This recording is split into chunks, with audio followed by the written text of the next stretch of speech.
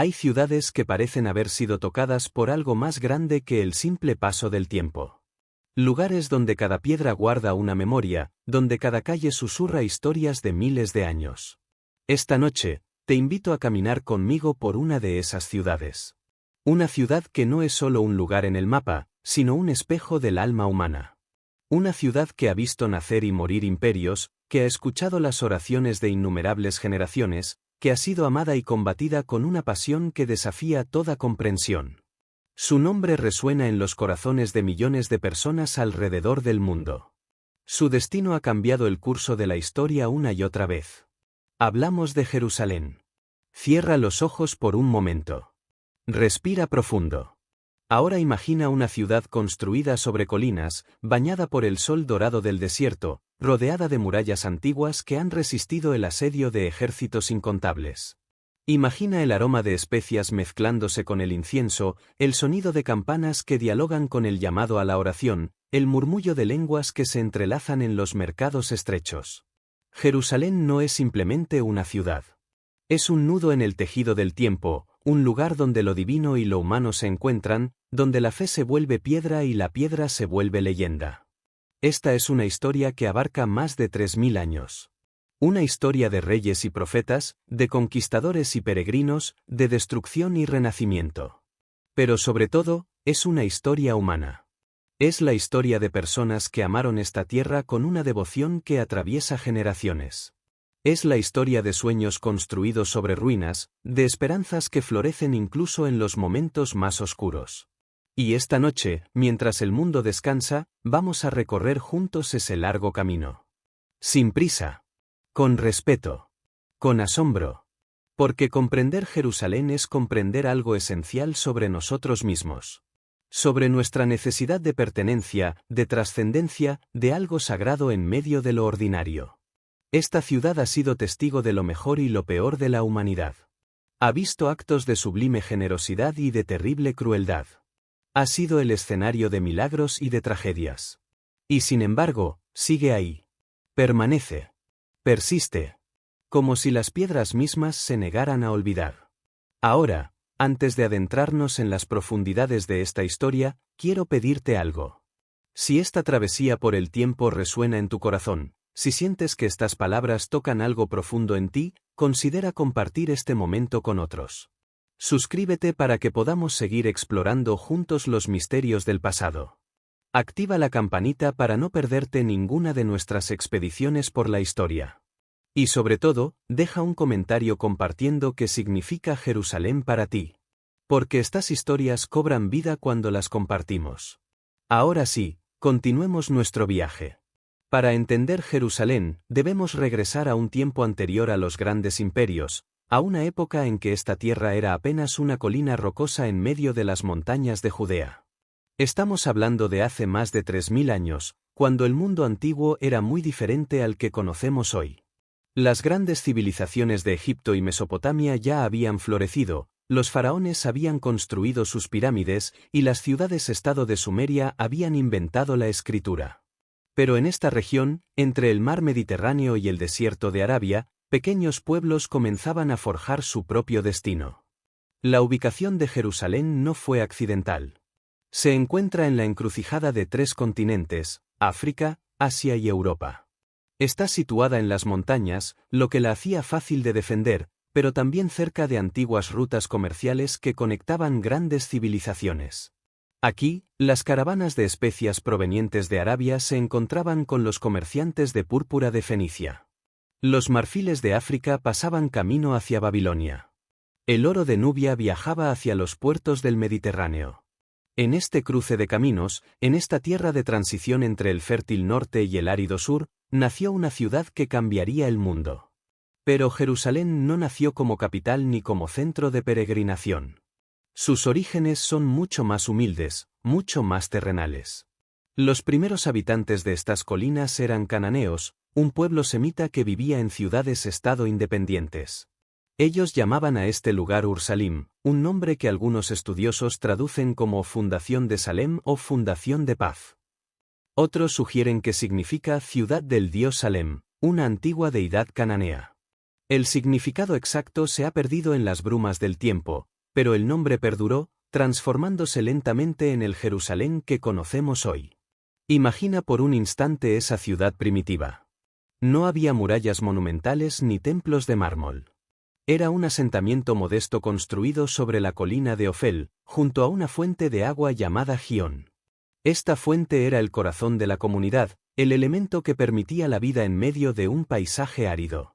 Las casas eran simples estructuras de piedra y adobe. Las calles, estrechas senderos de tierra. La gente vivía de la agricultura en las terrazas construidas en las laderas, cultivando olivos, viñedos, trigo y cebada. Criaban ovejas y cabras. Su vida transcurría al ritmo de las estaciones, marcada por las lluvias de invierno y el calor implacable del verano. Pero algo estaba por cambiar. Algo que transformaría para siempre ese humilde pueblo de pastores y agricultores. Porque en el siglo X antes de nuestra era, un rey guerrero volvió sus ojos hacia estas colinas. Un hombre cuyo nombre resonaría a través de los milenios. Un hombre que, según las antiguas escrituras, era pastor, poeta, guerrero y monarca. Su nombre era David. La historia cuenta que David, entonces rey de las tribus del sur, necesitaba una capital para su reino unificado. Las ciudades existentes ya estaban alineadas con una facción u otra, y él necesitaba un lugar neutral, un lugar que pudiera reclamar como propio sin ofender a ningún bando. Jerusalén, que entonces estaba habitada por los jebuseos, un pueblo cananeo, era perfecta. Estaba en la frontera entre las tribus del norte y del sur, no pertenecía a ninguna de ellas, y su posición elevada la hacía fácil de defender. Según los textos antiguos, David y sus hombres conquistaron la ciudad a través de un acueducto subterráneo, tomando por sorpresa a los defensores. Otros relatos sugieren un asedio más convencional. La verdad exacta se ha desvanecido con los siglos, pero el resultado es claro: Jerusalén cayó ante David y él la convirtió en su capital. La ciudad del agua, la ciudad en la colina, se convirtió en la ciudad de David. Y David hizo algo más, algo que sellaría el destino de Jerusalén para siempre. Trajo a la ciudad el Arca de la Alianza, el objeto más sagrado de su pueblo, el cofre que según la tradición contenía las tablas de la ley entregadas por la divinidad. Con este acto, David no solo hizo de Jerusalén su capital política, sino también su centro espiritual. La ciudad dejó de ser simplemente un punto estratégico en el mapa. Se convirtió en el corazón de una nación, el lugar donde lo humano y lo divino se encontraban. Imagina la procesión. Los sacerdotes vestidos de lino blanco, llevando en sus hombros el arca dorada. Las multitudes cantando, danzando, tocando címbalos y arpas. David mismo, el rey, danzando con todas sus fuerzas ante el arca, despojado de su dignidad real, convertido en un simple adorador. Las calles de Jerusalén resonando con júbilo, con esperanza, con la sensación de que algo trascendental estaba ocurriendo. El humo de los sacrificios elevándose hacia el cielo azul. El olor de la carne asada mezclándose con el incienso. Los ancianos llorando de emoción, los niños corriendo entre la multitud. Un momento de unidad, de propósito compartido, de destino cumplido. Pero David sabía que el arca necesitaba más que una tienda de campaña. Soñaba con construir un templo, una casa digna para la presencia divina. Reunió materiales, cedros del Líbano, oro y plata, bronce y hierro. Hizo planes, trazó diseños. Pero según las antiguas historias, le fue dicho que no sería él quien construyera el templo.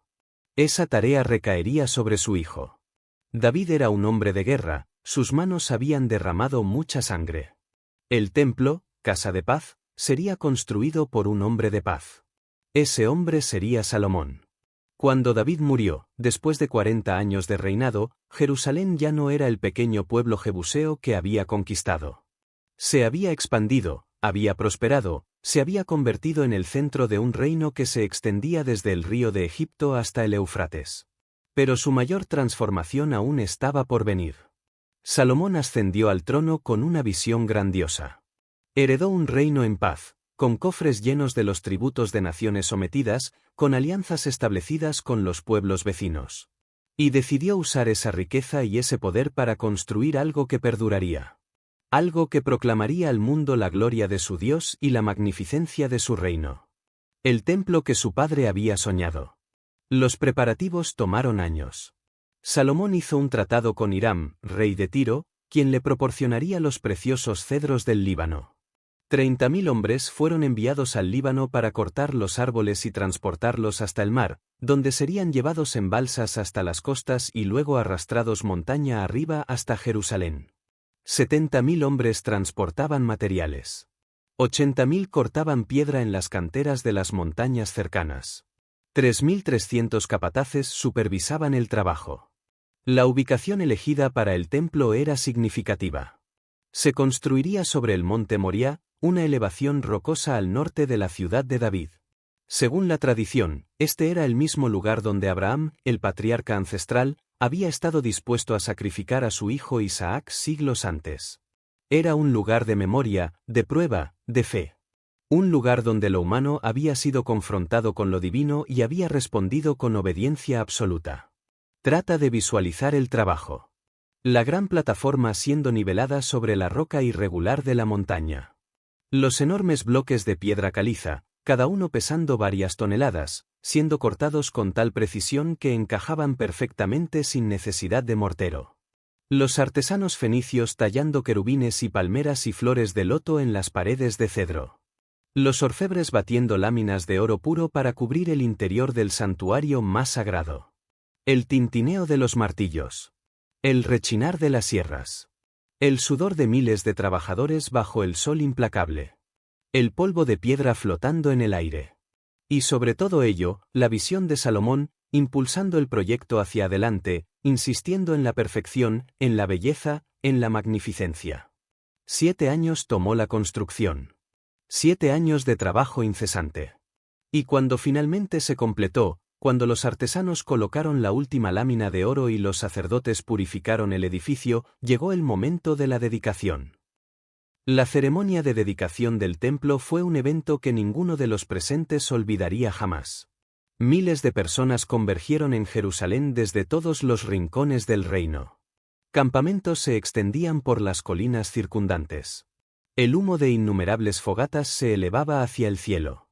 Había una sensación de expectativa en el aire, como si toda la nación contuviera el aliento esperando presenciar algo extraordinario.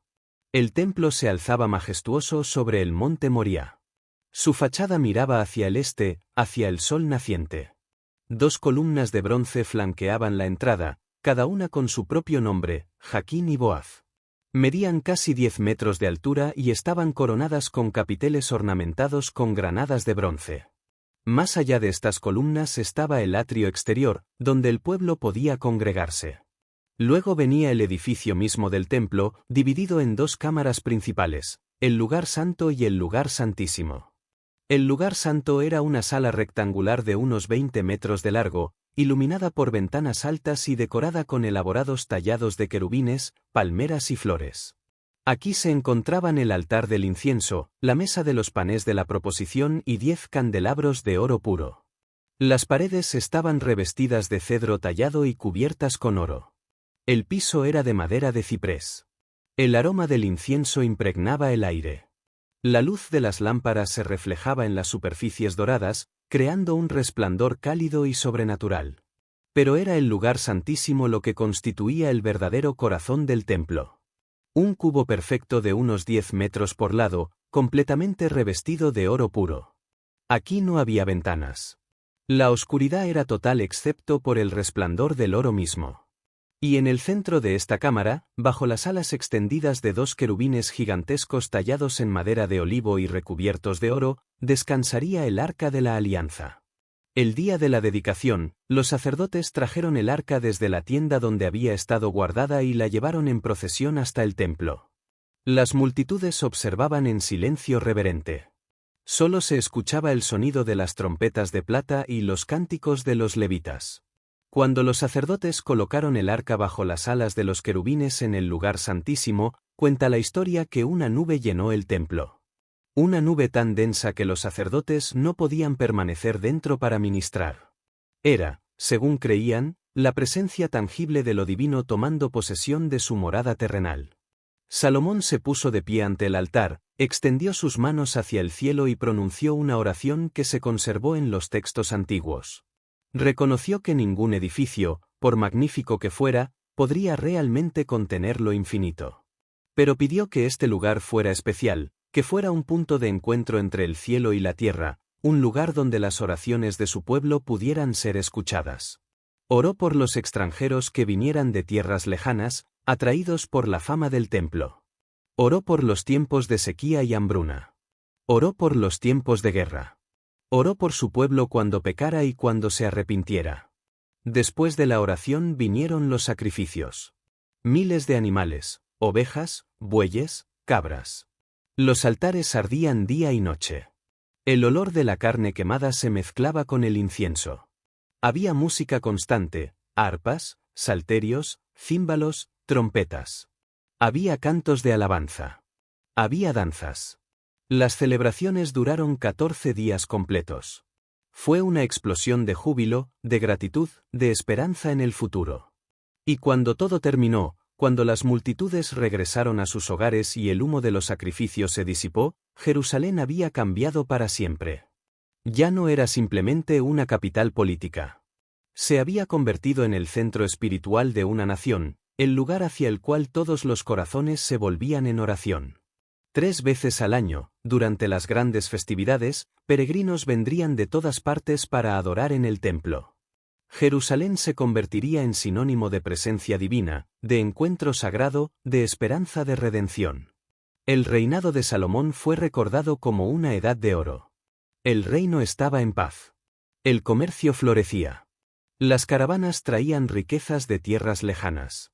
La reina de Saba vino desde el sur de Arabia para ver con sus propios ojos la sabiduría de Salomón y la magnificencia de su corte. Jerusalén se llenó de tesoros, marfil de África, incienso de Arabia, caballos de Egipto, plata tan abundante que se volvió común como las piedras. Pero como ocurre con todas las edades doradas, no duraría para siempre. Después de la muerte de Salomón, el reino se fracturó. Las tribus del norte se rebelaron, formando su propio reino de Israel con capital en Samaria. Solo las tribus del sur, Judá y Benjamín, permanecieron leales a la dinastía de David, formando el reino de Judá con Jerusalén como capital. El gran reino unificado se había dividido. Y esa división marcaría el comienzo de siglos de conflicto, de lucha, de supervivencia contra viento y marea. Jerusalén, ahora capital de un reino más pequeño, enfrentaría amenazas constantes. Al norte estaba el reino rival de Israel. Al sur y al oeste, el poderoso Egipto.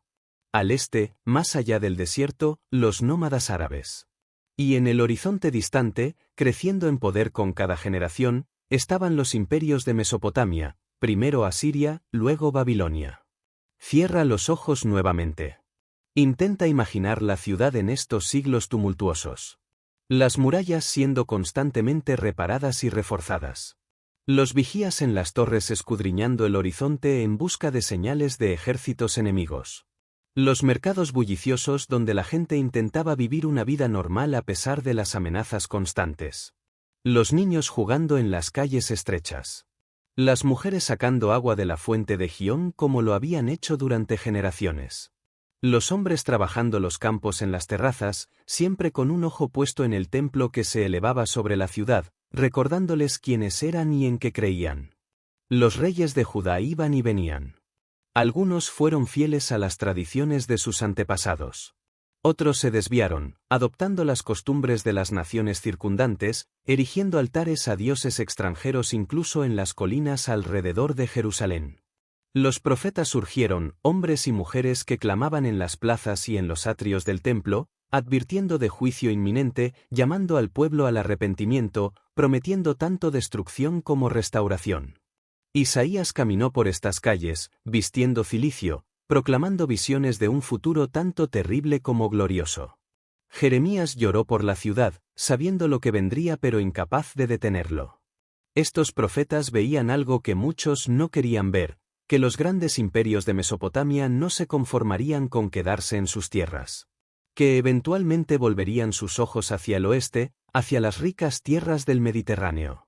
Y que los pequeños reinos de Judá e Israel quedarían atrapados en el camino. El primer golpe vino de Asiria. En el año 722 antes de nuestra era, los ejércitos asirios barrieron el reino del norte. Samaria cayó después de un largo asedio. El reino de Israel dejó de existir.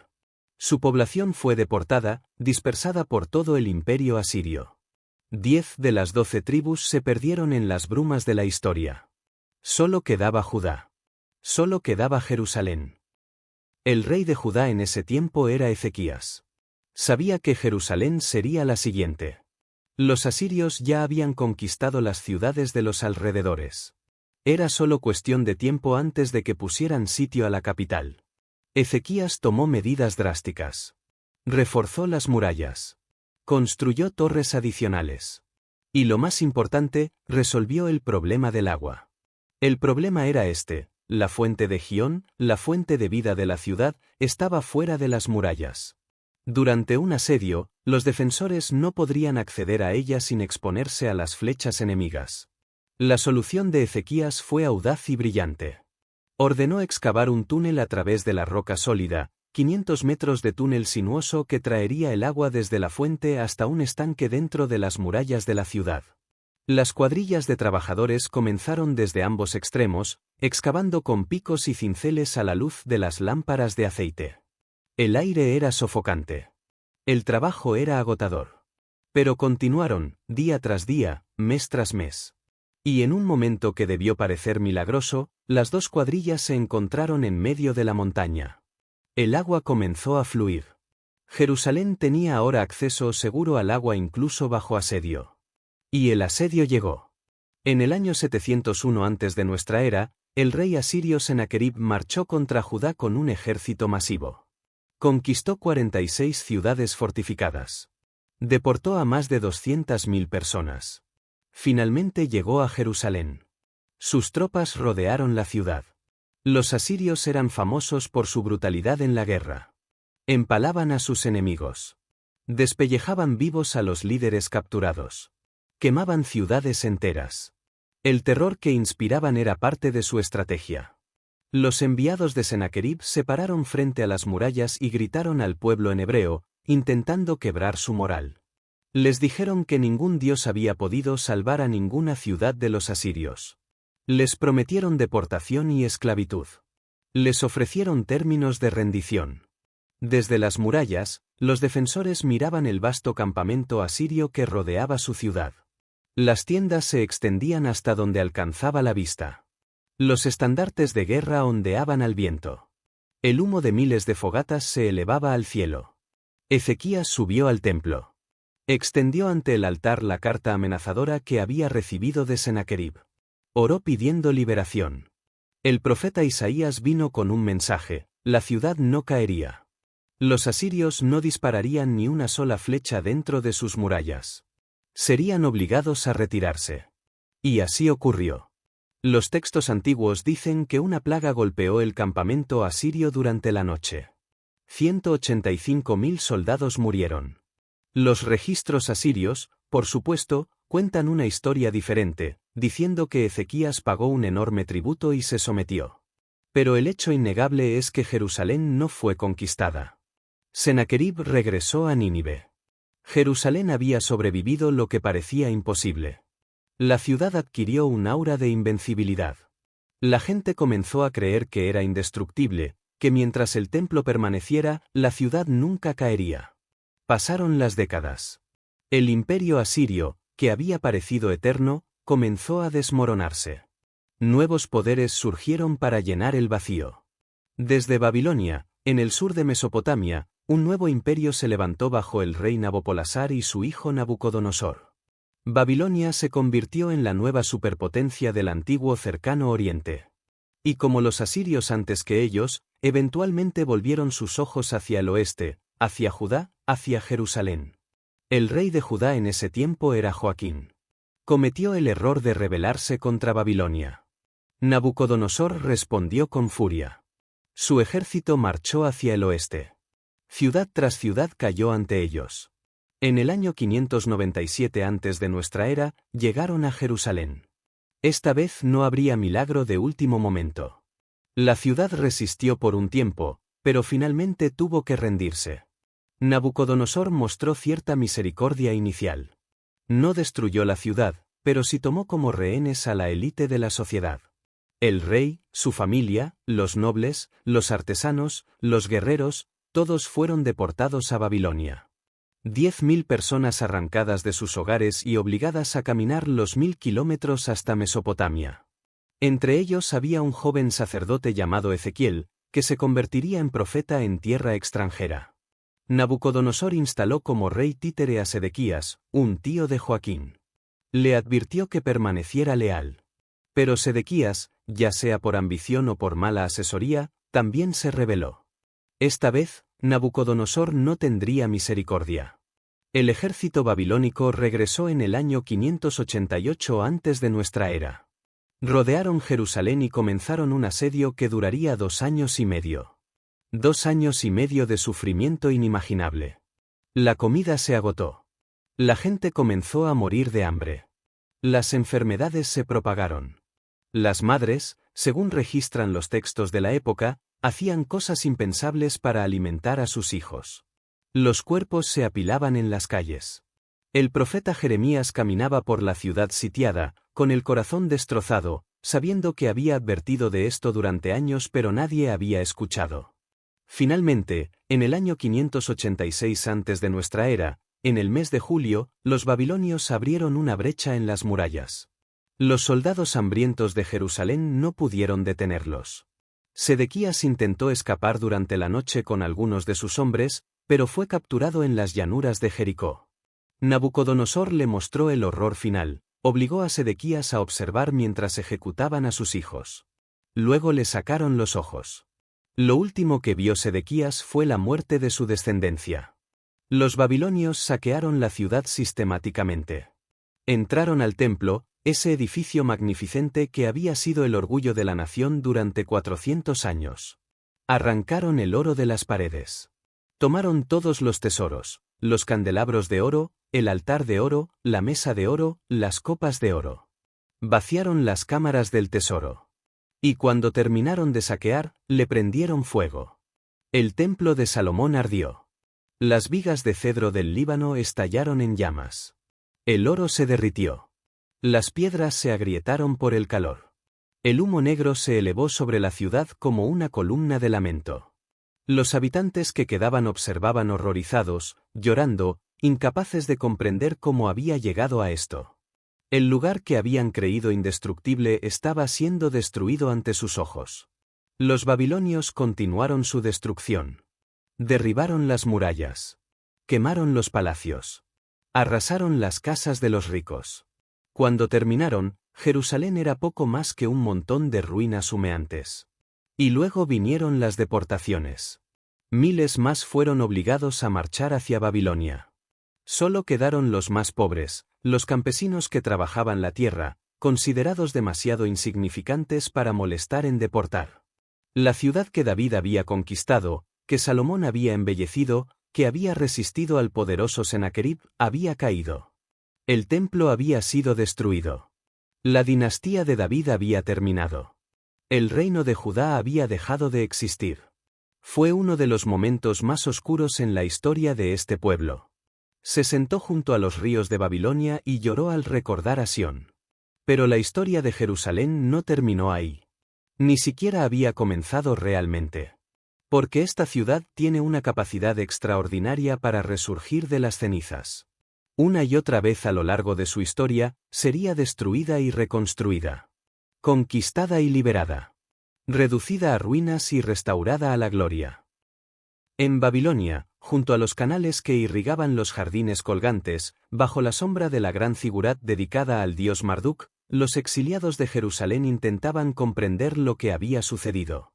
Habían perdido su tierra, su templo, su rey, su independencia. Todo aquello que definía quiénes eran parecía haberse desvanecido. Algunos se asimilaron a la cultura babilónica, adoptando nuevos nombres, nuevas costumbres, olvidando gradualmente su herencia. Pero otros se aferraron con una tenacidad feroz a su identidad. Sin templo para ofrecer sacrificios, comenzaron a reunirse en casas para estudiar las antiguas escrituras. Sin sacerdotes que oficiaran rituales, los maestros de la ley se volvieron más importantes. Sin tierra propia, su religión se volvió portátil, algo que podían llevar con ellos dondequiera que fueran. En cierto modo, el exilio los transformó. Los refinó. Los forzó a preguntarse qué era esencial y qué era accidental en su fe. Y siempre, mantuvieron viva la memoria de Jerusalén.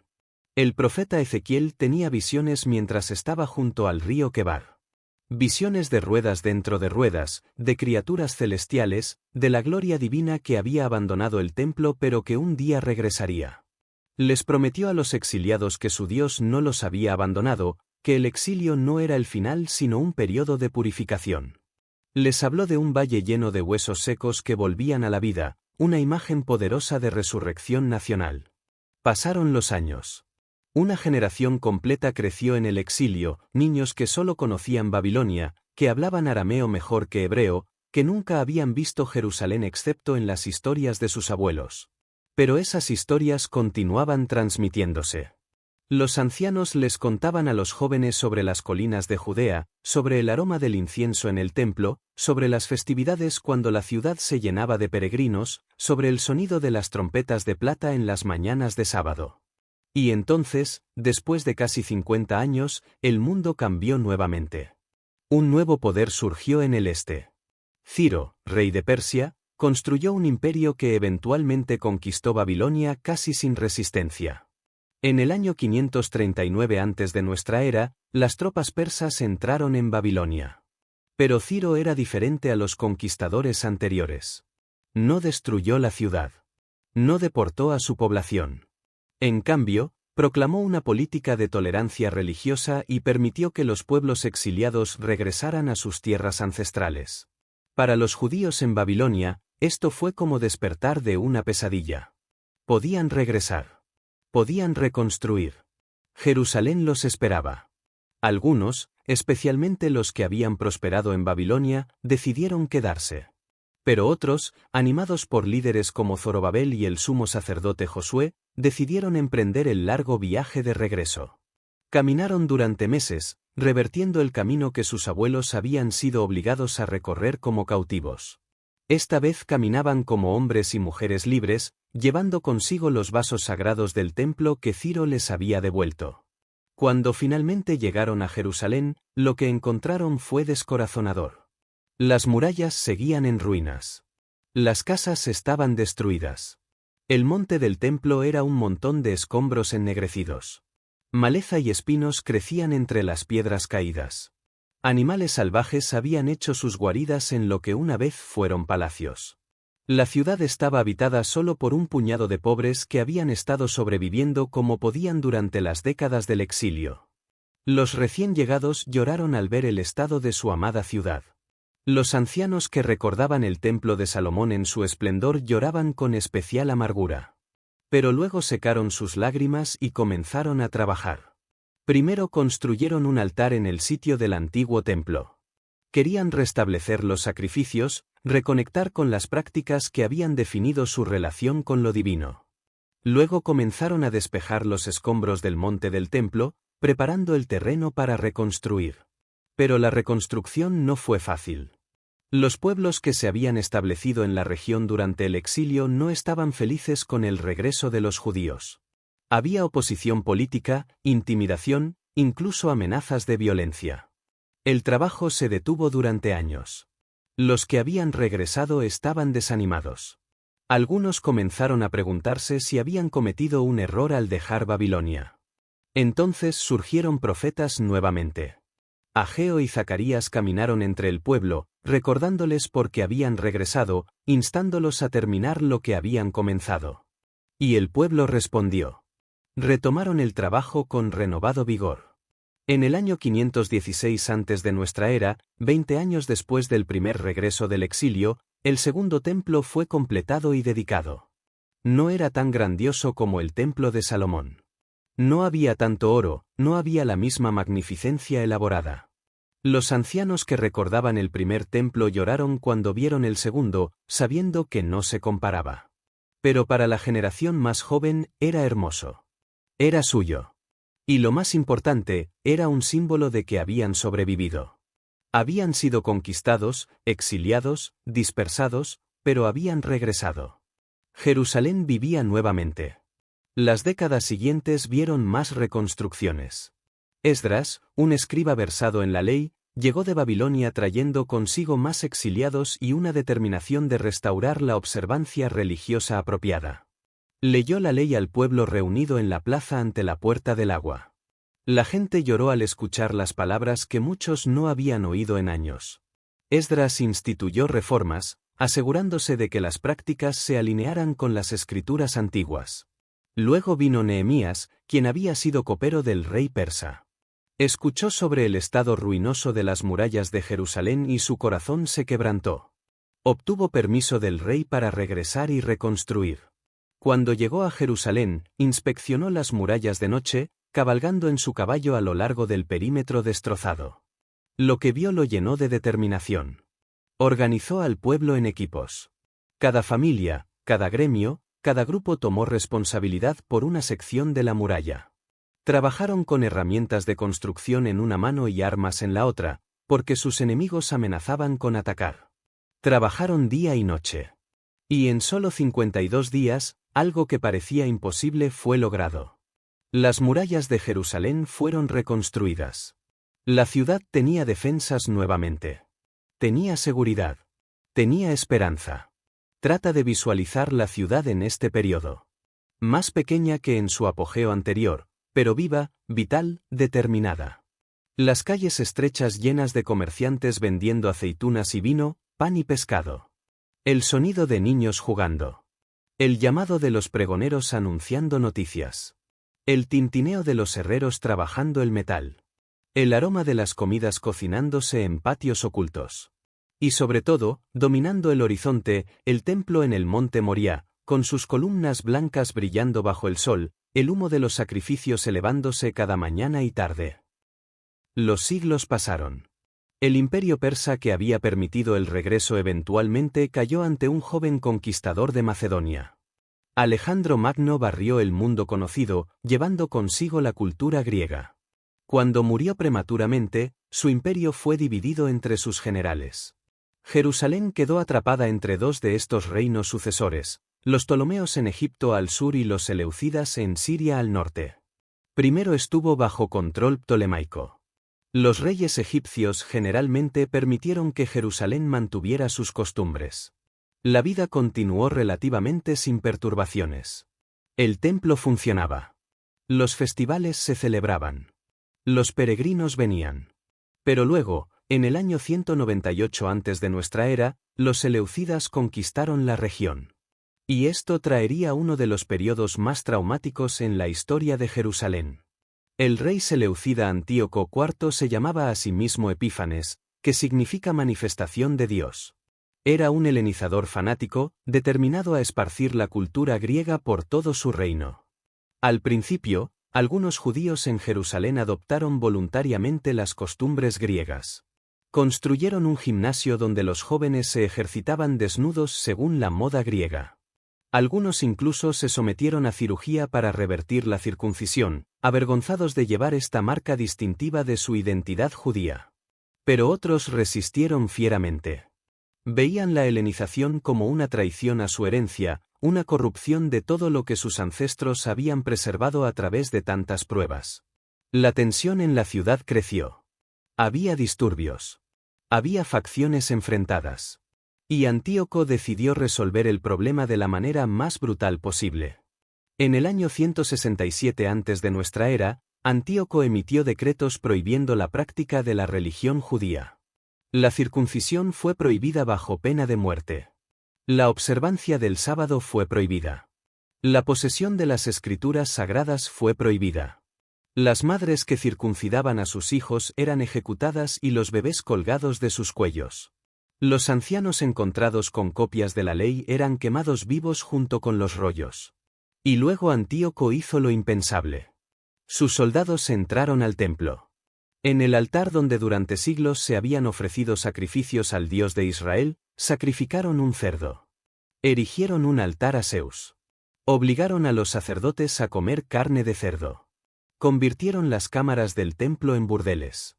Fue una profanación calculada, diseñada para destruir el espíritu del pueblo. Para muchos, este fue el punto de quiebre. Hubo quienes eligieron la muerte antes que violar sus convicciones. Las historias se contaban de madres y sus 7 hijos, ejecutados uno por uno frente a los otros por rehusarse a comer carne prohibida. De ancianos torturados por no renunciar a su fe. De jóvenes que preferían morir antes que inclinarse ante los ídolos. Estos mártires se convirtieron en símbolos de resistencia, ejemplos de fidelidad inquebrantable incluso frente a la muerte. Pero otros eligieron la resistencia armada. En la pequeña aldea de Modín, en las colinas al oeste de Jerusalén, un sacerdote anciano llamado Matatías y sus 5 hijos se rebelaron.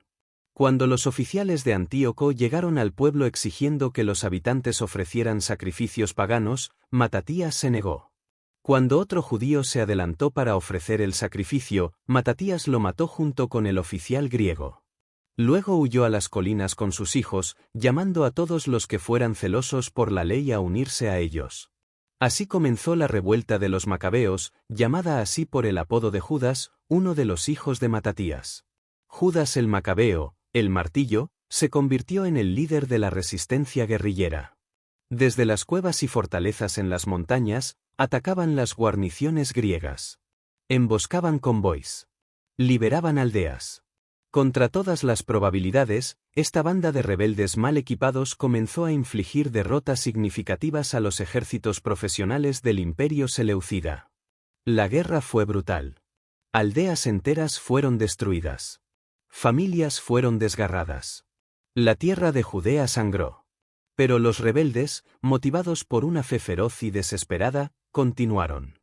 Y gradualmente, increíblemente, comenzaron a ganar terreno. En el año 164 antes de nuestra era, 3 años después de la profanación, Judas y sus fuerzas entraron victoriosos en Jerusalén.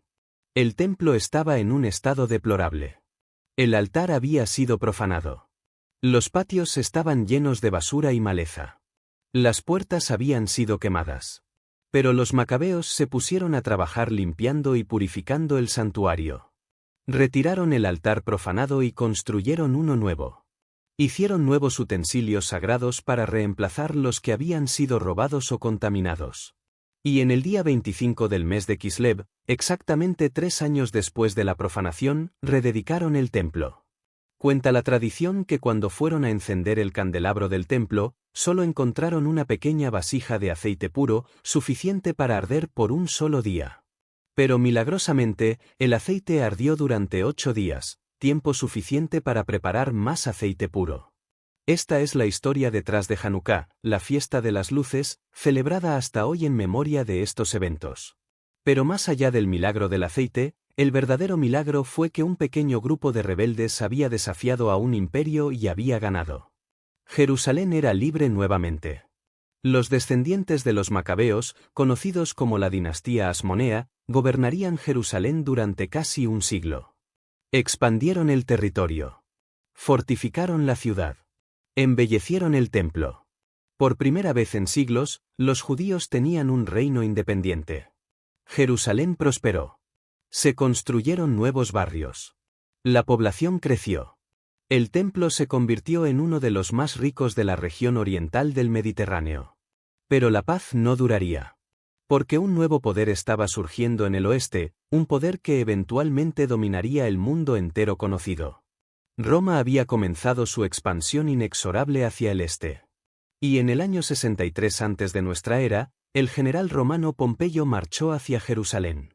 La ciudad estaba dividida por una guerra civil entre 2 hermanos asmoneos que luchaban por el trono. Pompeyo aprovechó la situación. Puso sitio a la ciudad. Después de 3 meses, sus tropas irrumpieron. Miles murieron en la lucha. Y Pompeyo, curioso sobre la famosa religión de los judíos, entró al templo. Caminó directamente al lugar santísimo, el Santa Santorum donde solo el sumo sacerdote podía entrar una vez al año. Los habitantes de Jerusalén estaban horrorizados. Era una profanación casi tan grave como la de Antíoco. Pero Pompeyo no robó nada. Simplemente miró alrededor, aparentemente decepcionado de no encontrar ninguna estatua o imagen. Salió y ordenó que el templo continuara funcionando. Jerusalén mantuvo cierta autonomía, pero ahora estaba firmemente bajo la sombra de Roma. El águila romana había llegado. Y todo estaba por cambiar nuevamente. Roma no gobernaba con la crueldad caprichosa de los reyes helenísticos, pero su control era absoluto e innegociable. Jerusalén se convirtió en parte de una vasta red de ciudades, provincias y reinos clientes que se extendía desde Hispania hasta el Éufrates. Los impuestos fluían hacia Roma. Las legiones mantenían el orden. Y aunque los romanos generalmente respetaban las costumbres locales, estaba claro quién mandaba. Durante décadas, la situación política fue inestable. Los últimos gobernantes asmoneos eran débiles, títeres de Roma. Había intrigas constantes, asesinatos políticos, cambios de poder. Y entonces emergió una figura que cambiaría el destino de Jerusalén, un hombre llamado Herodes. Herodes no era de sangre real. Era idumeo de origen, de un pueblo que había sido convertido forzosamente al judaísmo generaciones atrás. Pero era astuto, ambicioso y despiadado. Se alió con los romanos en el momento correcto. Cuando Roma estaba desgarrada por guerras civiles, Herodes navegó hábilmente entre las facciones, siempre terminando del lado ganador. Finalmente, Marco Antonio y Octavio lo nombraron rey de Judea. Pero tenía que conquistar su reino primero. En el año 37 antes de nuestra era, Herodes sitió Jerusalén con el apoyo de legiones romanas. La ciudad resistió. Los defensores lucharon fieramente. Pero finalmente las murallas fueron violadas. Las tropas de Herodes y los soldados romanos entraron a la ciudad. La matanza fue terrible. Las calles corrían con sangre. Herodes tuvo que suplicar a los romanos que detuvieran el saqueo, temiendo que no quedaría nada de su nuevo reino. Herodes gobernaría durante más de 30 años. Era un constructor obsesivo. Construyó fortalezas como Masada y Herodión. Fundó ciudades como Cesarea Marítima con su puerto artificial masivo. Pero su proyecto más grandioso fue la reconstrucción del Templo de Jerusalén. El segundo templo, construido por los que regresaron del exilio, había sido renovado a lo largo de los siglos pero seguía siendo modesto comparado con el Templo de Salomón. Herodes decidió crear algo que superaría incluso el esplendor del templo original.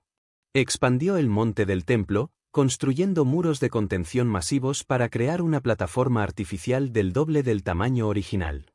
Estos muros, construidos con bloques de piedra que pesaban hasta 100 toneladas, formarían los cimientos que sobrevivirían milenios. El templo mismo fue reconstruido con mármol blanco y oro. Se elevaba sobre la ciudad como una montaña de luz. Los visitantes decían que bajo el sol brillante era casi imposible mirarlo directamente. Tenía patios enormes, el patio de los gentiles, donde cualquiera podía entrar. El patio de las mujeres. El patio de Israel para hombres judíos. Y finalmente el patio de los sacerdotes donde estaba el altar de los sacrificios. Más allá estaba el edificio del santuario mismo, con su lugar santo y su lugar santísimo. Miles de trabajadores participaron en la construcción. Sacerdotes fueron entrenados como albañiles y carpinteros para que pudieran trabajar en las áreas más sagradas. La construcción continuó durante décadas, extendiéndose más allá de la vida de Herodes. Cuando finalmente se completó, era una de las maravillas del mundo antiguo. Jerusalén se había convertido en una ciudad verdaderamente espectacular. Pero Herodes era también un tirano paranoico. Asesinó a su esposa favorita, Mariamne, sospechando conspiración. Ejecutó a sus propios hijos. Masacró a cualquiera que percibiera como amenaza. El emperador romano Augusto supuestamente dijo que era más seguro ser el cerdo de Herodes que su hijo, un juego de palabras que reconocía que Herodes no comía cerdo por las leyes judías pero no tenía problemas en matar a su propia familia. Y fue durante el reinado de este Herodes, en los años finales de su vida, que según los evangelios cristianos nació en Belén, un pequeño pueblo al sur de Jerusalén, un niño que cambiaría la historia del mundo. Jesús de Nazaret. Los evangelios cuentan que cuando Jesús tenía 12 años, sus padres lo llevaron a Jerusalén para la festividad de Pascua. Se perdió en las multitudes y lo encontraron días después en el templo, dialogando con los maestros de la ley.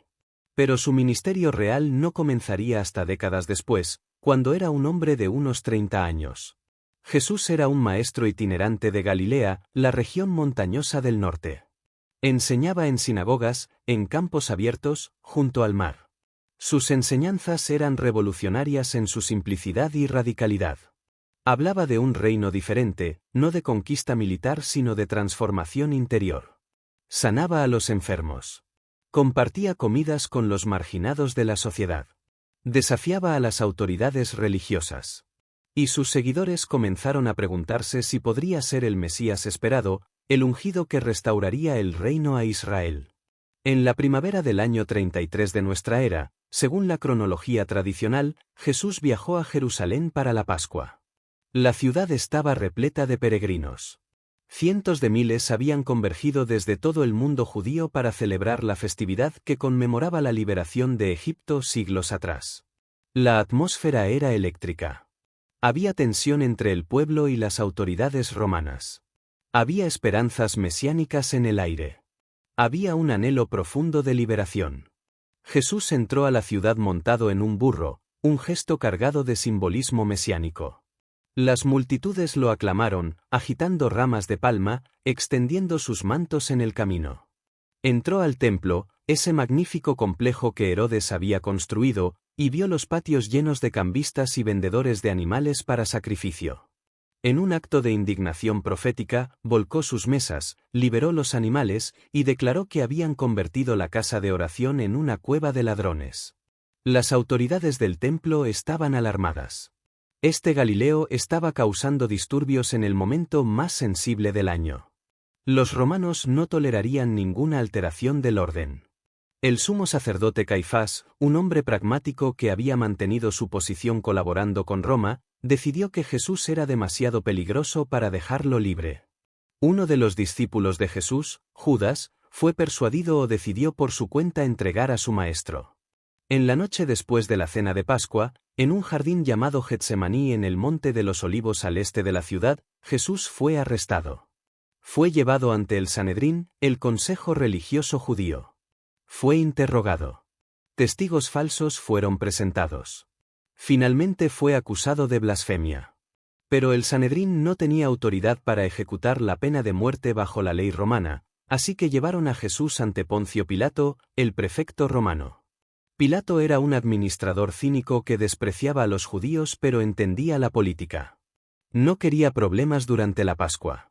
Interrogó a Jesús pero no encontró ninguna causa clara para condenarlo. Intentó transferir el caso a Herodes Antipas, el gobernante de Galilea que estaba en Jerusalén para la festividad. Pero Herodes lo devolvió. Finalmente, presionado por las autoridades del templo y por multitudes que habían sido incitadas a exigir la muerte de Jesús, Pilato cedió. Condenó a Jesús a morir por crucifixión, el método de ejecución reservado para esclavos y rebeldes. Si pudieras cerrar los ojos y estar allí, verías a Jesús siendo azotado, golpeado, burlado por los soldados romanos que le pusieron una corona de espinas y un manto púrpura, burlándose de sus pretensiones reales. Luego lo llevaron a través de las calles de Jerusalén, obligándolo a cargar el travesaño de su cruz. Subieron la colina del Gólgota, el lugar de la calavera, justo fuera de las murallas de la ciudad. Allí lo clavaron a la cruz. A su izquierda y derecha crucificaron a 2 criminales. Y sobre su cabeza colocaron un letrero que decía Jesús de Nazaret, Rey de los Judíos, en hebreo, latín y griego. Era viernes por la tarde. Jesús colgó de la cruz durante horas.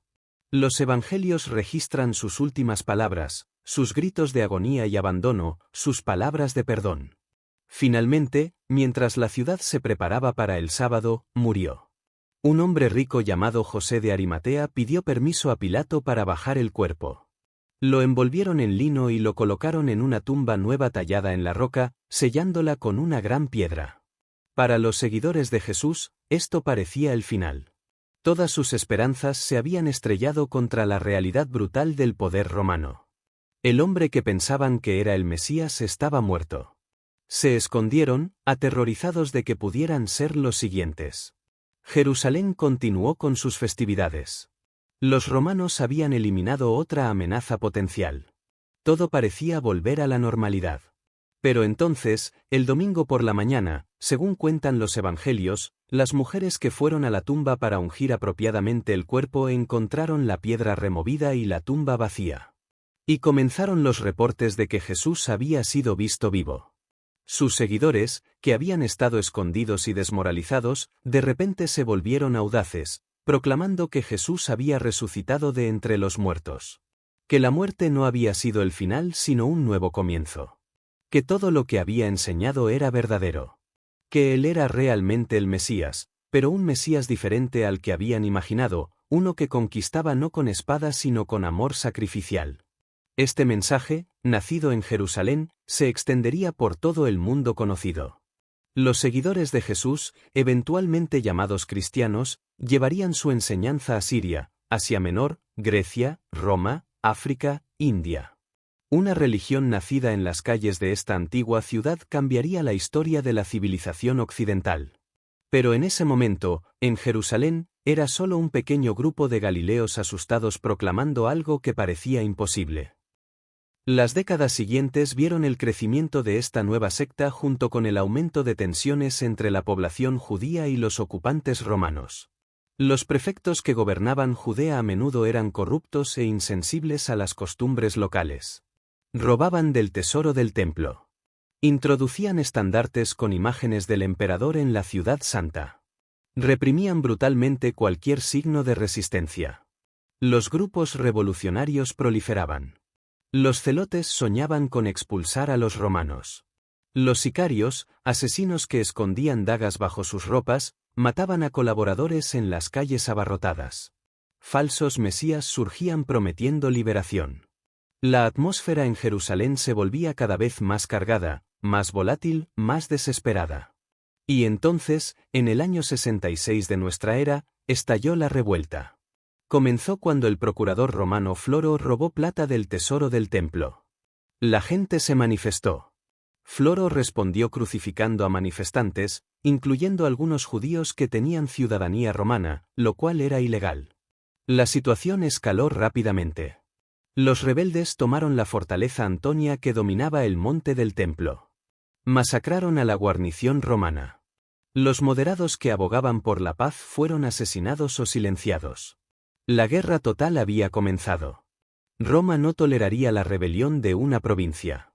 El emperador Nerón envió a uno de sus mejores generales, Vespasiano, con 4 legiones para aplastar la revuelta. Vespasiano comenzó sistemáticamente a conquistar Galilea y las regiones periféricas. Las ciudades caían una tras otra. Los refugiados huían hacia Jerusalén, hinchando la población de la ciudad a niveles insostenibles. Dentro de Jerusalén, la situación era caótica. Diferentes facciones rebeldes luchaban entre sí por el control. Quemaron los almacenes de comida del otro en sus luchas internas, destruyendo las provisiones que habrían permitido a la ciudad resistir un asedio prolongado. Era una locura suicida, pero nadie podía detenerla. El fanatismo había reemplazado al sentido común. En el año 69, Vespasiano regresó a Roma para convertirse en emperador después de que Nerón se suicidara. Dejó a su hijo Tito a cargo de terminar la campaña. Y en la primavera del año 70, Tito llegó con sus legiones y rodeó Jerusalén. La ciudad estaba repleta de peregrinos que habían venido para la Pascua y ahora estaban atrapados. El hambre comenzó casi inmediatamente debido a la destrucción anterior de las provisiones. Las condiciones dentro de las murallas se volvieron infernales. La gente moría de inanición en las calles. Las enfermedades se propagaban. Surgían historias horribles de canibalismo. Los rebeldes patrullaban las murallas, luchando ferozmente contra cada intento romano de abrir una brecha. Pero las legiones eran implacables. Construyeron un muro de asedio alrededor de toda la ciudad para evitar que nadie escapara. Levantaron rampas de tierra contra las murallas. Trajeron arietes masivos y torres de asedio. Las catapultas lanzaban piedras constantemente contra las defensas. Los romanos eran maestros en la guerra de asedio, y aplicaron todo su conocimiento y experiencia a la destrucción de Jerusalén. En julio, después de meses de asedio, los romanos finalmente abrieron brechas en las murallas exteriores. Lucharon calle por calle, casa por casa. Los defensores se retiraron al templo, convirtiendo el recinto sagrado en su última fortaleza. Tito supuestamente ordenó que el templo fuera preservado, reconociendo su valor cultural. Pero en el calor de la batalla, un soldado romano lanzó una antorcha encendida a través de una ventana. El fuego se extendió. El magnífico templo de Herodes, que había tomado décadas construir, comenzó a arder. Las vigas de cedro se encendieron. El oro de las paredes y puertas se derritió, fluyendo entre las grietas de las piedras. Los soldados romanos, enloquecidos por la batalla y la codicia, masacraron a todos los que encontraron dentro del recinto. El historiador judío Josefo, quien estaba presente como asesor de Tito, escribió que la matanza fue tan grande que la sangre apagaba los incendios en algunos lugares. Los gritos de los moribundos se mezclaban con el rugido de las llamas. El humo se elevaba sobre la ciudad como un manto de muerte. Cuando el fuego finalmente se extinguió, el templo era una ruina humeante. Los romanos saquearon sistemáticamente todo lo que quedaba de valor. Tomaron los objetos sagrados, el candelabro de oro de 7 brazos, la mesa de los panes de la proposición, las trompetas de plata. Estos tesoros serían llevados a Roma y exhibidos en el triunfo de Tito, y más tarde tallados en relieves en el arco de Tito que aún se puede ver en Roma hoy. Los romanos continuaron la destrucción. Arrasaron las murallas. Quemaron los edificios. Solo dejaron en pie 3 torres del palacio de Herodes como testimonio de cuán fuerte había sido la ciudad que habían conquistado. Decenas de miles de judíos murieron durante el asedio. Miles más fueron capturados y vendidos como esclavos. Los líderes de la rebelión fueron ejecutados. Jerusalén había caído nuevamente. Y esta vez, la destrucción era tan completa que parecía que la ciudad nunca podría recuperarse. Las ruinas de Jerusalén humeaban bajo el sol implacable del verano. Los cuervos y buitres se alimentaban de los cadáveres que yacían sin sepultura entre los escombros. El silencio que seguía al rugido de la batalla era ensordecedor, roto solo por el gemido ocasional de los heridos que aún vivían entre los muertos. El monte del templo, que había sido el corazón palpitante de una nación durante casi 1000 años, era ahora un montón de piedras ennegrecidas. La ciudad de David, la ciudad de Salomón, la ciudad santa, había sido reducida a cenizas y polvo. Los romanos dejaron una guarnición para vigilar las ruinas, pero no había mucho que vigilar. La mayoría de la población había muerto o sido deportada. Los pocos que quedaban vagaban como fantasmas entre los restos de lo que había sido su mundo. Familias enteras habían sido borradas. Generaciones de conocimiento habían sido quemadas con las sinagogas y las casas de estudio. El sistema sacrificial que había definido la práctica religiosa durante siglos ya no era posible sin el templo. Todo parecía perdido. Pero en la pequeña ciudad costera de Yabne, un rabino llamado Yohanan ben Zakkai había establecido una escuela. Según la tradición, se había escapado de Jerusalén durante el asedio fingiendo estar muerto y siendo sacado en un ataúd. Había ido directamente a Vespasiano y le había pedido permiso para establecer una academia. Vespasiano, quien pronto sería emperador, accedió. Y en esa escuela, Yohanan y sus estudiantes comenzaron la tarea monumental de reimaginar el judaísmo sin templo, sin sacrificios, sin la estructura que había sostenido su religión durante 1000 años. Decidieron que la oración podía reemplazar el sacrificio. Que el estudio de la ley era tan sagrado como el servicio del templo. Que cada hogar judío podía convertirse en un santuario, cada mesa en un altar. Estaban transformando una religión centrada en el templo en una religión del libro, portátil, capaz de sobrevivir en cualquier lugar del mundo. Sin saberlo, estaban creando las bases para que su pueblo pudiera sobrevivir casi 2000 años de dispersión. Pero algunos no podían aceptar la derrota. En las montañas y desiertos alrededor de Jerusalén, grupos de rebeldes continuaban resistiendo. La fortaleza de Masada, construida por Herodes en un peñasco aislado sobre el Mar Muerto, se mantuvo firme. Allí, un grupo de celotes y sus familias se habían refugiado. Los romanos finalmente llegaron en el año 73. Construyeron un muro de asedio alrededor de la montaña y comenzaron a levantar una rampa masiva de tierra y piedra hasta la cima. Los defensores sabían que no podían ganar. Cuando los romanos finalmente irrumpieron, encontraron silencio.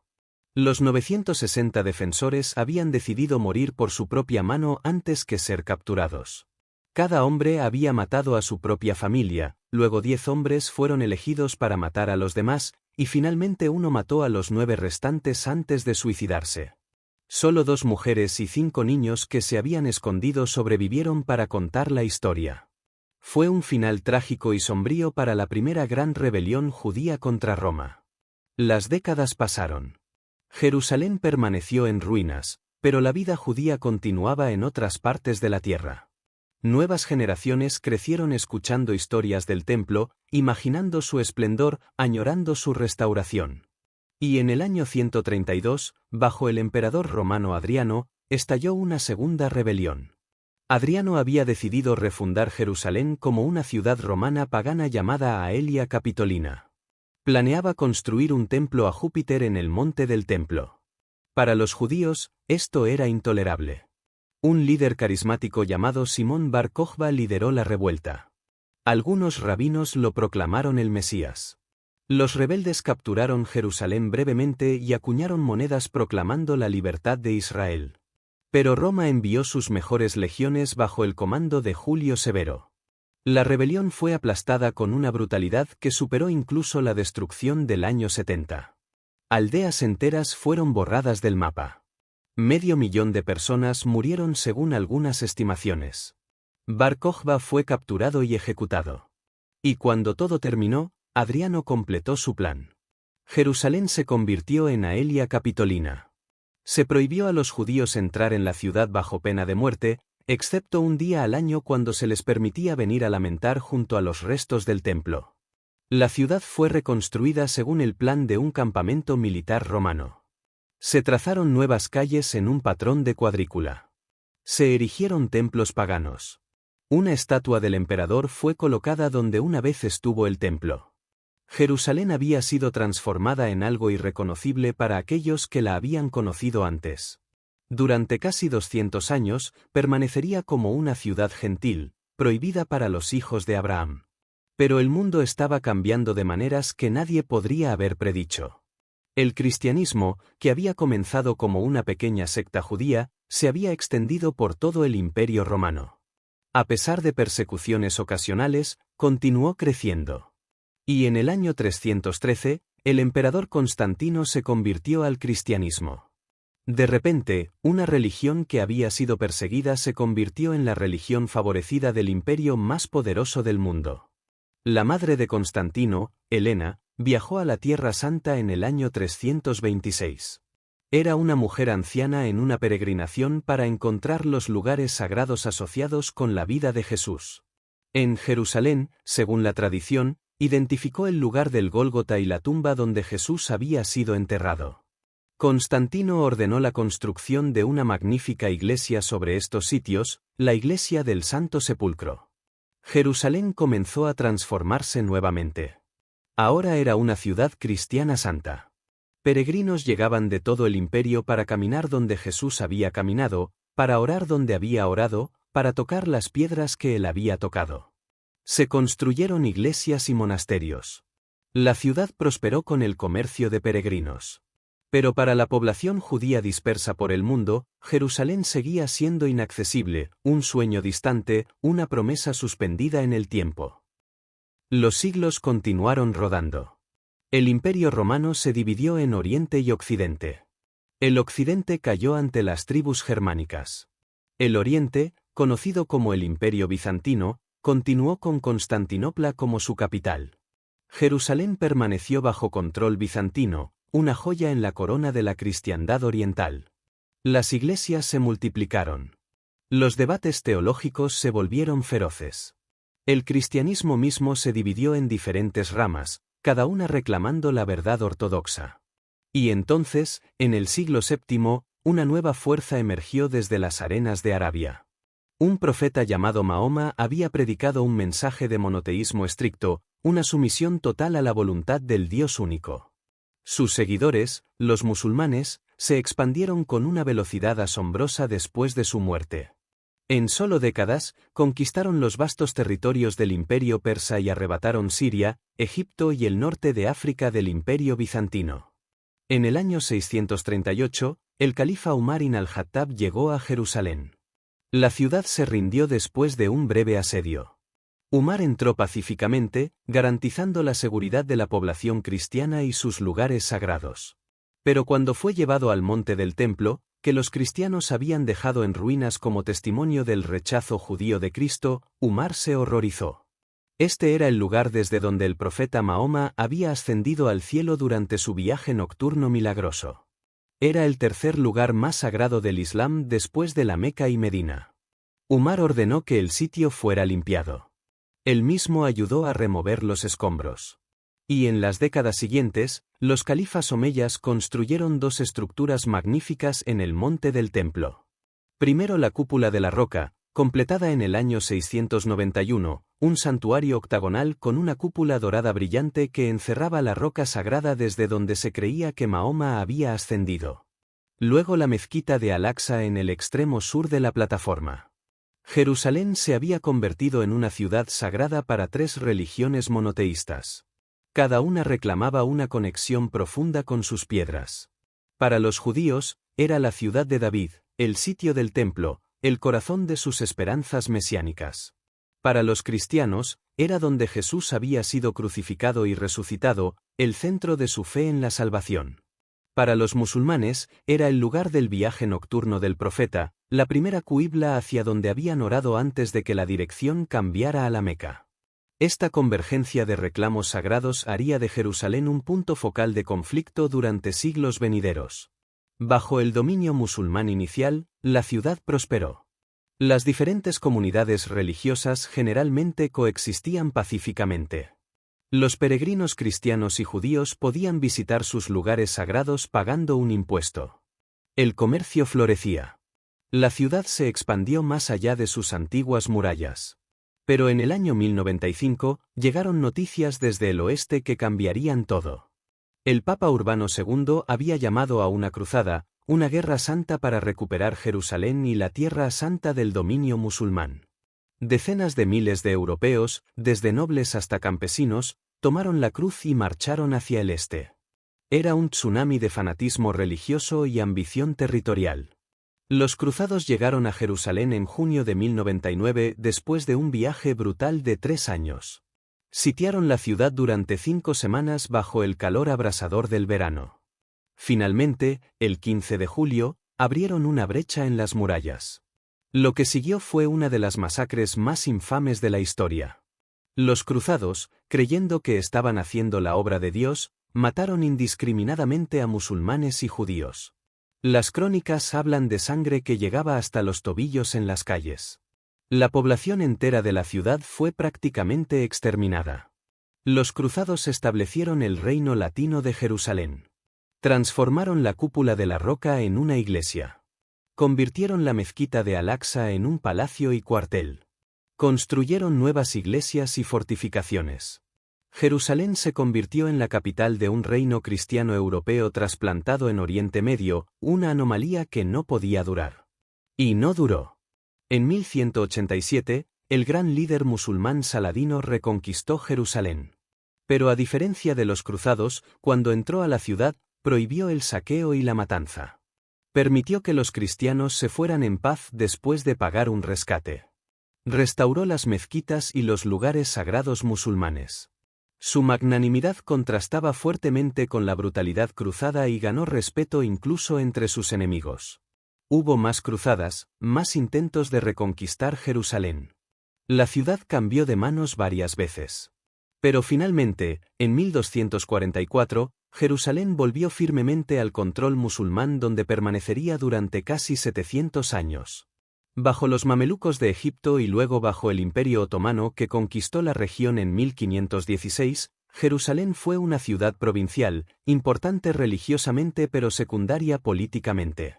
El sultán otomano Suleimán el Magnífico reconstruyó las murallas de la ciudad en el siglo XVI. Estas son las murallas que todavía rodean la ciudad vieja hoy. Jerusalén se acomodó en una especie de equilibrio.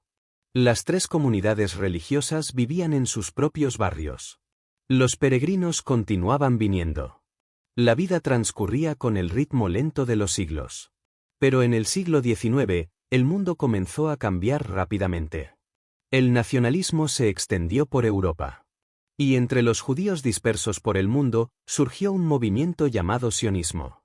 Inspirado por los nacionalismos europeos y motivado por siglos de persecución, los sionistas soñaban con establecer un Estado judío en su antigua patria. Y el corazón de ese sueño era Jerusalén. Al mismo tiempo, el nacionalismo árabe estaba emergiendo. Los árabes, que habían vivido en esta tierra durante más de 1000 años, también reclamaban la tierra como propia. Jerusalén, con su cúpula de la roca y la mezquita de Al-Aqsa, era sagrada para ellos también. Las semillas del conflicto moderno estaban siendo sembradas. La Primera Guerra Mundial destruyó el Imperio Otomano. Los británicos tomaron control de Palestina en 1917. El general Allenby entró a Jerusalén a pie por respeto, la primera vez que la ciudad estaba bajo control cristiano occidental en siglos. Los británicos se encontraron atrapados entre las promesas que habían hecho tanto a árabes como a judíos. La inmigración judía aumentó, especialmente después del horror del Holocausto. La tensión con la población árabe se intensificó. La violencia estalló repetidamente. En 1947, las Naciones Unidas votaron para particionar Palestina en estados judío y árabe, con Jerusalén bajo administración internacional. Los judíos aceptaron el plan. Los árabes lo rechazaron. Cuando Israel declaró su independencia en 1948, los ejércitos árabes vecinos invadieron. La guerra que siguió dividió Jerusalén. Israel controló el oeste. Jordania controló el este, incluyendo la ciudad vieja y sus lugares sagrados. Durante 19 años, Jerusalén estuvo dividida por muros, alambre de púas y minas terrestres. Los judíos no podían acceder al muro occidental, el último vestigio del templo de Herodes, el lugar más sagrado del judaísmo. Familias fueron separadas. La ciudad estaba desgarrada. Luego, en junio de 1967, durante la Guerra de los 6 días, Israel capturó Jerusalén Este. Por primera vez en casi 2000 años, la ciudad estaba unificada bajo control judío. Soldados israelíes llegaron al muro occidental y lloraron. El rabino jefe del ejército tocó el shofar. Fue un momento de emoción indescriptible para muchos judíos alrededor del mundo. Jerusalén, la ciudad soñada durante generaciones de exilio, era accesible nuevamente. Pero para los palestinos, fue la Nakba, el revés, otra catástrofe después de la Nakba de 1948. Jerusalén Este, que incluía lugares sagrados musulmanes y cristianos, estaba ahora bajo control israelí. El conflicto que había comenzado en el siglo XIX se profundizó. Y continúa hasta el día de hoy. Jerusalén hoy es una ciudad de contradicciones. Es moderna y antigua. Es sagrada y profana. Es unificada y dividida. Rascacielos se elevan junto a antiguas murallas de piedra. Restaurantes de alta cocina están a pasos de mercados milenarios. Judíos religiosos con sombreros negros caminan junto a monjas cristianas y mujeres musulmanas con hiyab. El llamado a la oración desde las mezquitas se mezcla con las campanas de las iglesias y el sonido del shofar en el muro occidental. Es una ciudad que ha conocido más guerras, más destrucciones, más reconstrucciones que casi cualquier otra en la tierra. Ha sido conquistada y reconquistada. Destruida y reconstruida. Abandonada y reclamada. Ha visto el ascenso y la caída de imperios incontables. Ha sobrevivido a asirios, babilonios, persas, griegos, romanos, bizantinos, árabes, cruzados, mamelucos, otomanos, británicos. Y sigue aquí, persistente, resiliente, eterna de alguna manera. Cierra los ojos una última vez. Imagina todas las generaciones que han caminado por estas calles. David danzando ante el arca. Salomón dedicando el templo. Profetas proclamando juicio y esperanza. Jesús caminando hacia el Gólgota. Umar limpiando el monte del templo. Cruzados y musulmanes luchando por su control. Peregrinos de 1000 generaciones viniendo a tocar algo más grande que ellos mismos. Piensa en las oraciones susurradas junto a estos muros durante 3000 años. Oraciones en hebreo, arameo, griego, latín, árabe, en 100 idiomas más. Oraciones de reyes y mendigos. Oraciones de conquistadores y conquistados. Oraciones de esperanza en tiempos de prosperidad. Oraciones de desesperación en tiempos de destrucción. Oraciones que siguen elevándose hoy, tan fervientes como siempre. Jerusalén no es solo una ciudad de historia antigua. Es una ciudad que vive y respira, que lucha y sueña, que sufre y espera. Es un recordatorio de que algunas cosas trascienden el tiempo. Que la fe puede sobrevivir cualquier destrucción. Que la esperanza puede florecer incluso en las ruinas. Que el anhelo humano por lo sagrado, por lo trascendente, por algo más allá de nosotros mismos, es indestructible. La historia de Jerusalén es en muchos sentidos la historia de la humanidad misma. Nuestra capacidad para la devoción y la destrucción. Nuestra necesidad de pertenencia y significado. Nuestros mejores impulsos y nuestros peores. Todo está aquí, grabado en estas piedras, susurrado por estos vientos. Y la historia continúa. Cada día que amanece sobre Jerusalén es un nuevo capítulo. Las tensiones permanecen.